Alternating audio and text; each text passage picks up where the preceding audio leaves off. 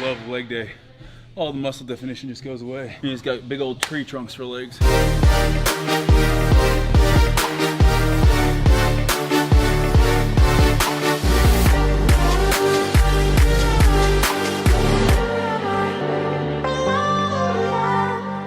Second day back in the gym, it's a leg day. Our split right now is basically chest back on Monday, legs Tuesday, shoulders and arms Wednesday, and then repeat. So we're training them 6 days a week. If I need an extra rest day, I take an extra rest day, do some hike or something, but besides that, 6 days a week. I'm gonna show you a little life hack. You guys might have seen this if you watch Fitness Culture on my channel. So if you can't front squat, can't get in that mobility, you can always use a strap, wrap it around your hands, boom, front rack position.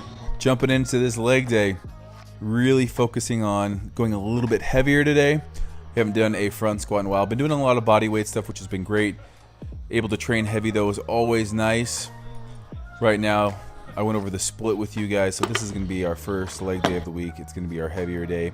Really focusing on working off our 1 rep max for 5 to 7 reps. We're gonna try a front squat in an actual rack position on this one, see how it goes. It's been a minute since I actually held a front rack. Really focusing on getting depth without getting too low. Jake has had bad knees, so he really has been training around that, predominantly doing box squats. So you'll see us using a bench here as well. But again, we're going to 275 on these front squats. No excuse for leg day. Gotta do some squats. I will say this though, all this body weight stuff we've been doing really helped with muscular endurance and just feeling better, feeling good in the joints, taking a break off. You can see Jake utilizing the box squat here. Nice and slow, touch and go. Not bouncing off of the bench, but touching and coming back up. I'm using it more to just get depth. When I feel it touch my butt, I know that the bench is there. I've now hit 90 degrees. Boom, time to come back up. My right knee, if you guys have watched Morgan's video, you can hear it clicking like crazy. It sounds pretty gnarly. So trying to steer clear of going too low on the squats where you start developing a little bit of the knee problems. But definitely focusing on getting to that 90 degrees. You can also see we're using a slant board under us right now. That's really to put more of an emphasis on the front part of our quad rather than the glutes. Always nice to have a partner when you're doing a heavy leg day because legs can just suck at times. It's got to be one of those things you need to get through. Also spotting, even if it's just watching. Uh-oh, Parker, we're getting leaner. That cut's starting. We're gonna have to put some new holes in the belt. It's gonna be our last set here. You can see we're well over 315 now, moving to back squats. So this is our last exercise, moving to back squats from our front squat. I like doing this because you're loading up the weight with your front squat. Obviously, you're not gonna be as strong in your front squat as you are your back squat. So you do your front squats and then you do a couple sets on the back squat. So this one we went a little bit higher rep-wise, 8 reps or so. Again, Jake's utilizing that bench to know how much depth he's gotten. I like doing a little bit of front squats and back squats. The program might call for 5 sets of front squats, and I'll do 3 sets of front squats and 2 sets of back squats. That's what we did today. Don't always do that, but it just feels good to train heavy again. All right, next up, we are going to our reverse lunge. Reverse lunge here, you can just see using a weight that we can still do 6 to 8 reps on our heavier day. And this is a reverse lunge.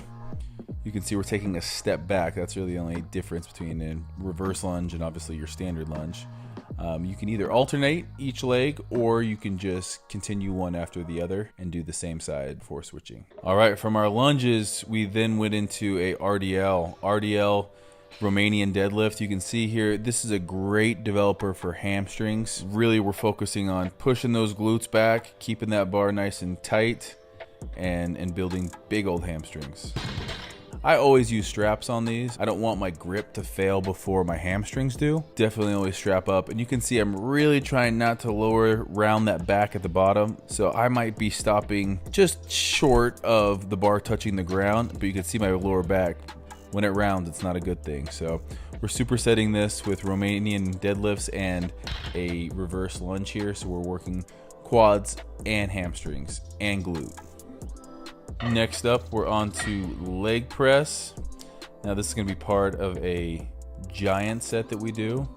Our leg press here, pretty narrow stance here. I typically would go a little bit wider, but using more narrow of a stance is going to really emphasize more of that front quad, in my opinion. If we went a little bit wider, it's really going to be focusing more on that inner quad. So I guess the narrow stance really is going to be more outer quad, and then how high or low you put your feet on the plate is going to determine, you know, more of the front part of the quad or more glute in it. Obviously, we're adding in our leg curls and leg extensions in this.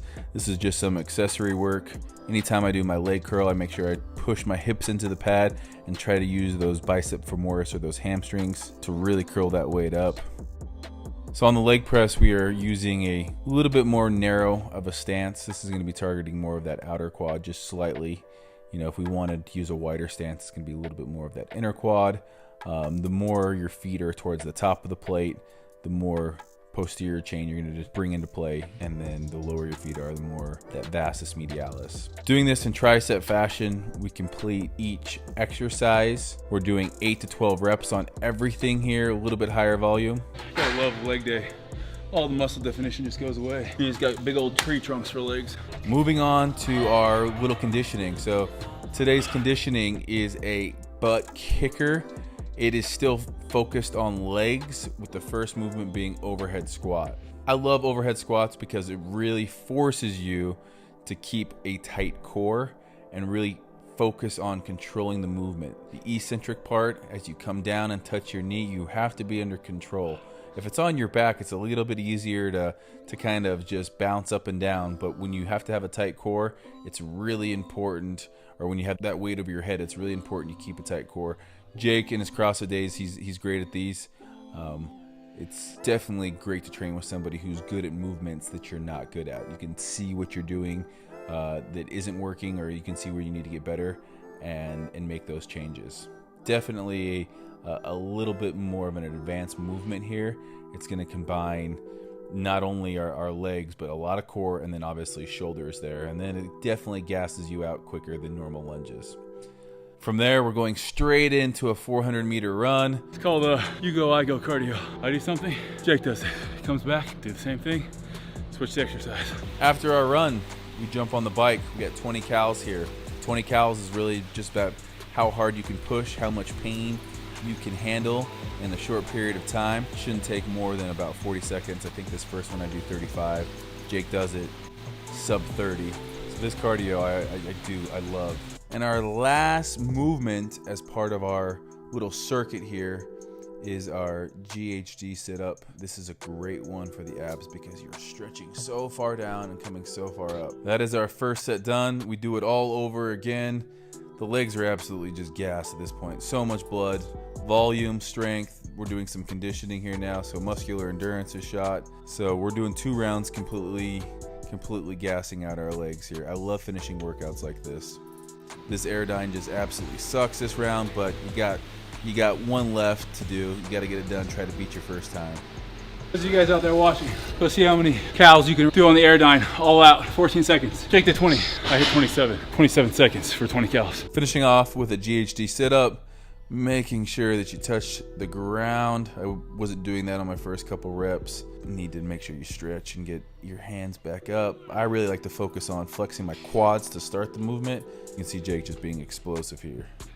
On to the mobility aspect of things. Working out the legs, it's super important. As soon as you get done with the leg workout, I would say to work, foam roll it, stretch it out, get some of that lactic acid flushed out. All right guys, that's it from our first real leg day session back in the gym. It's gonna be one of those, when you try this, it's going to hurt, especially those last rounds on that little circuit. Those overhead squats, plus the run, the Airdyne, working some legs and abs in there, just increasing your work capacity, increase your ability to get done with something, have lactic acid build up and continue to move on. But you know, you're gonna flush it out during the run. So it really is one of those things that's gonna be a mental check. Like, you don't think you can go on, you're gonna quit. But if you think you can, you'll be able to do it. So let me know how this one goes. You guys go check out more of these workouts at Fitness Culture, and let me know in the box below what you guys wanna see. I'm gonna go feed my legs. I get some food I gotta go eat.